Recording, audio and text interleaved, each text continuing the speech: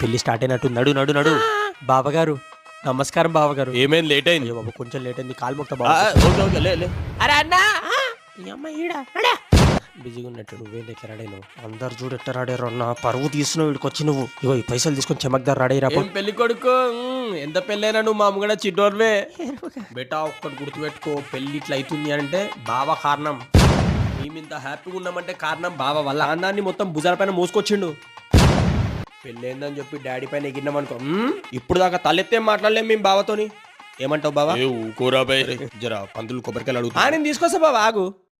ఇవేంద్ర రే మనిషికి అడ్డు పెట్టాడా అన్న మేరా ప్లేట్ల లైన్లో నుంచోండి సార్.